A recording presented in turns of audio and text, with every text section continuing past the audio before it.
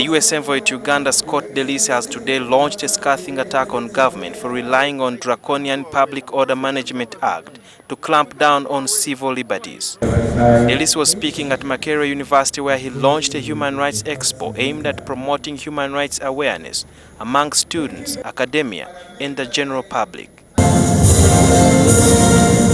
At the time, relations between Uganda and its erstwhile allies appear lukewarm. The ambassador said as elections draw nearer, government should grant others the freedom of political assembly and speech. However, he expressed fear that under the pretext of managing public assemblies, the regime appears hell-bent on stifling safety values. Actions that reduce the political space and prevent fair democratic competition puts at risk the significant progress Uganda has made in democratic governance over the past 30 years, and it puts at risk many of the values that are espoused in the Constitution. DeLisi said that his country is without blemish on the issue of upholding human rights and freedoms. Nevertheless, his government cannot dine with those that do not uphold civil liberty values. If an imperfect nation cannot speak out when they see an injustice simply because they are imperfect, then injustice will survive and it will flourish. No one will ever speak for the voiceless.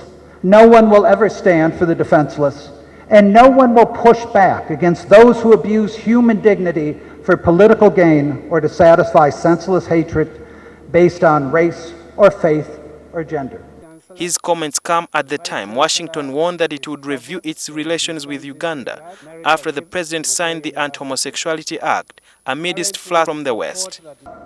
We know today that whenever any group is marginalized and given less respect, fewer rights, or less protection than another group, our societies are diminished and all of our rights are at risk. We are beginning to get afraid. Why? Because America is being known less for freedom, less for equality, but more for sodomy. The ambassador said that for Uganda to be on the right side of history, now the public should be discussing issues pertaining the HIV and AIDS control bill that is pending, the Anti-homosexuality Act, the Anti-pornography Act, and the new regulations about the media. DeLisi asked Ugandans to question the government's decision to introduce a raft of new laws, including the patriotism bill. Does legislating patriotism actually diminish dissent and stifle opposition? Does legislating morality lead to discrimination or harassment against those with different values or lifestyles?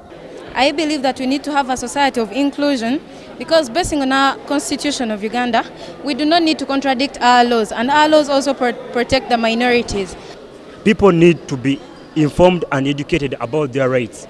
There has to be a relationship between the people and the leaders. Sudil Biarhanga, NTV.